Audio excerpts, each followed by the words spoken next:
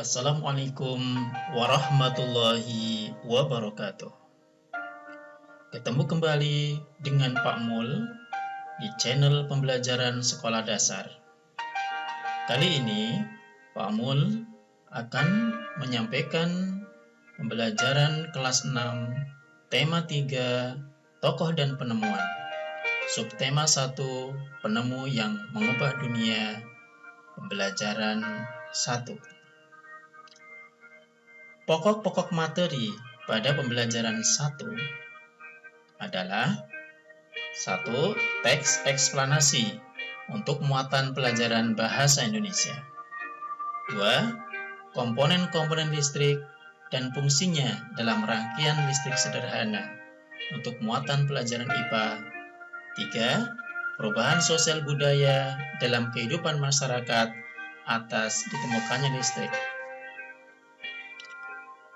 Fokus pembelajaran pada video pembelajaran kali ini adalah bahasa Indonesia.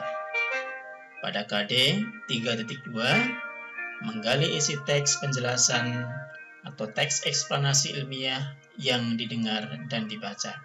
Dan KD 4.2, menyajikan hasil penggalian informasi dari teks penjelasan atau teks eksplanasi ilmiah secara lisan, tulis, dan visual dengan menggunakan kosakata baku dan kalimat efektif. Tujuan pembelajaran yang ingin dicapai setelah kalian menyaksikan video pembelajaran ini, kalian dapat 1. Menjelaskan teks eksplanasi. 2. Menyebutkan informasi penting dari teks eksplanasi yang dibaca tentang penemu yang mengubah dunia. 3. Mempresentasikan informasi penting dari teks eksplanasi yang dibaca tentang penemu yang mengubah dunia dengan peta pikiran yang tepat.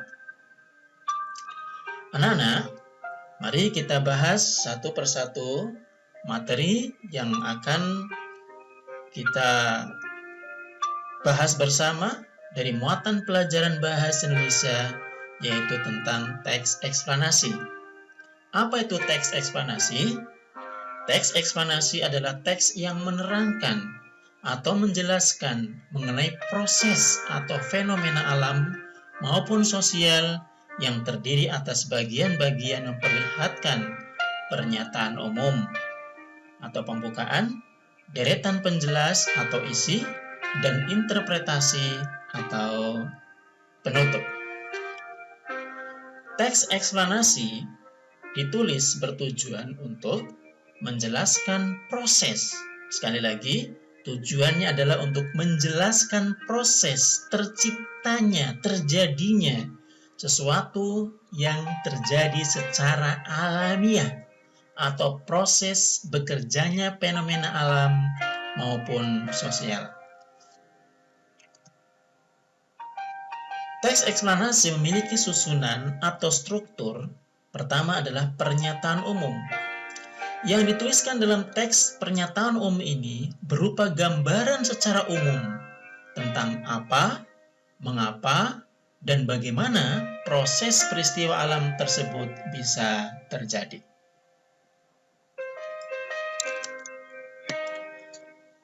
Kedua, penjelas, deretan penjelas. Pada deretan penjelas ini, maka pada bagian ini mendeskripsikan dan merincikan penyebab dan akibat dari sebuah fenomena alam yang terjadi. Kemudian yang ketiga, struktur yang ketiga atau bagian yang ketiga dari teks eksplanasi adalah interpretasi atau penutup. Apa yang dimaksud dari interpretasi atau penutup? Di dalam bagian ini, teks merupakan intisari atau kesimpulan dari pernyataan umum dan deretan penjelas. Opsionalnya atau pilihannya dapat berupa tanggapan maupun mengambil kesimpulan atas pernyataan yang ada dalam teks tersebut. Bagaimana untuk mengenali sebuah teks eksplanasi? Apa saja ciri-cirinya? Ciri-cirinya, pertama, strukturnya terdiri dari pernyataan umum. Kemudian, urutan sebab akibat dan interpretasi. Seperti yang tadi sudah dijelaskan di atas oleh Pak Pur. Kemudian yang kedua, ciri dari teks eksplanasi adalah memuat informasi berdasarkan fakta atau bersifat faktual sesuai dengan kenyataan, bukan rekayasa, bukan merupakan sebuah khayalan, tetapi betul-betul peristiwanya adalah terjadi. Ini ciri yang kedua. Kemudian ciri yang ketiga, faktualnya atau kenyataannya itu memuat informasi yang bersifat ilmiah atau keilmuan seperti sains dan yang lainnya. Kalian lihat, ini adalah sebuah contoh dari teks eksplanasi berjudul Listrik, Pengubah Wajah Dunia. Ada beberapa paragraf dari teks ini. Kita hitung di sini ada paragraf pertama, kedua, ketiga, keempat, ini masih menggabung di sini. Kemudian ada paragraf kelima. Kalau kita baca, maka kita akan menemukan hal-hal yang berkaitan dengan tiga struktur dari teks eksplanasi, yaitu pembukaan yang menjelaskan tentang permasalahan umum atau tema umum dari teks berjudul Listrik, Pengubah Wajah Dunia. Kemudian yang kedua berupa deretan penjelas tentang apa, mengapa, bagaimana, kapan terkait dengan listrik, dan yang ketiga adalah penutup berisi kesimpulan.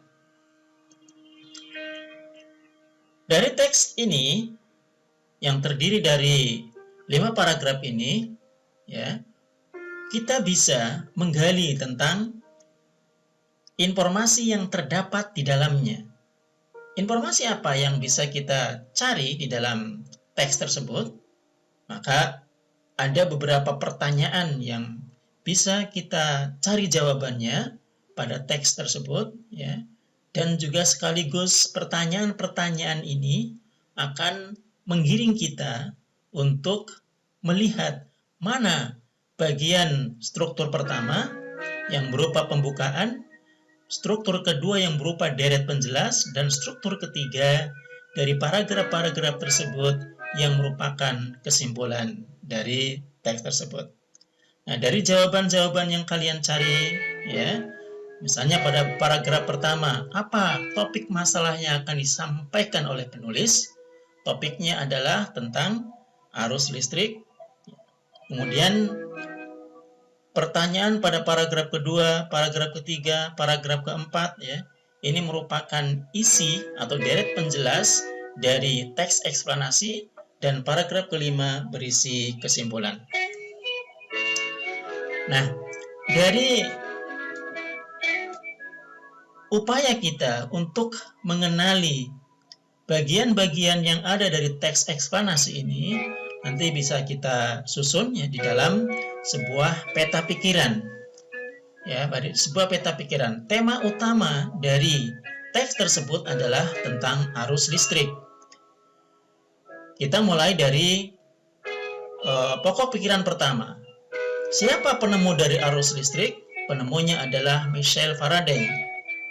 Ini beliau lahir di Inggris, di Newington tahun 1791. Apa pengertian dari arus listrik? Arus listrik pengertiannya adalah gelombang elektromagnetik atau gelombang yang dapat merambat meski tidak ada media perantara. Kemudian pokok pikiran ketiga yang terkait dengan arus listrik adalah bagaimana perjalanan arus listrik.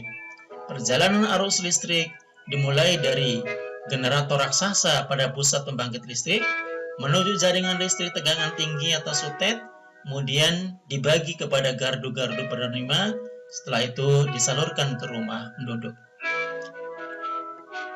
Bagaimana listrik sampai ke rumah penduduk?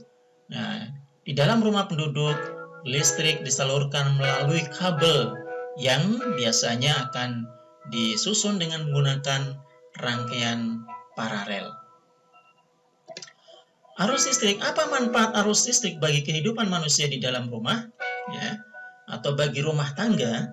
Maka manfaat dari arus listrik di dalam kehidupan manusia di dalam rumah tangga, setiap rumah tangga adalah dapat digunakan untuk menjalankan beberapa benda-benda elektronik sesuai dengan kegunaannya masing-masing.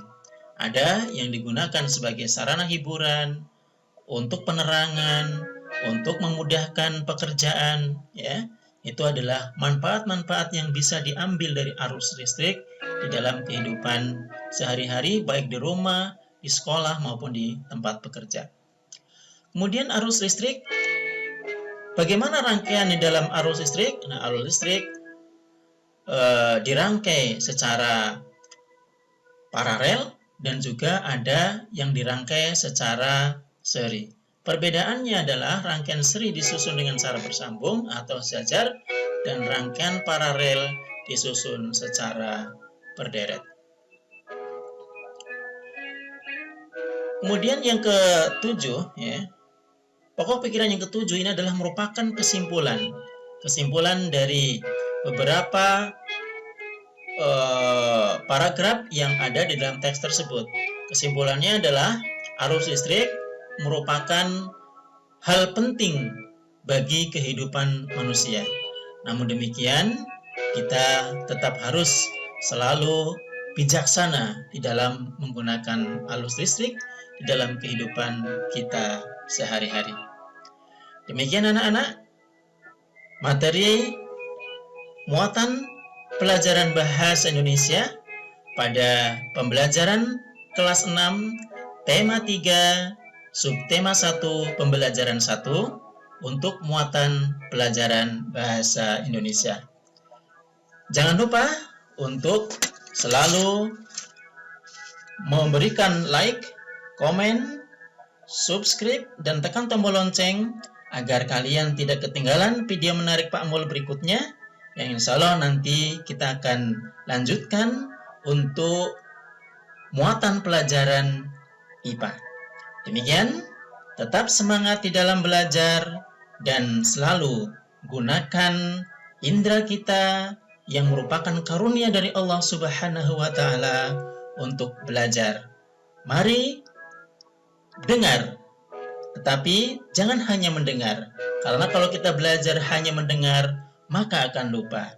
Tapi lihatlah supaya kita ingat dan lakukanlah agar kita mengerti. Semangat. Assalamualaikum warahmatullahi wabarakatuh.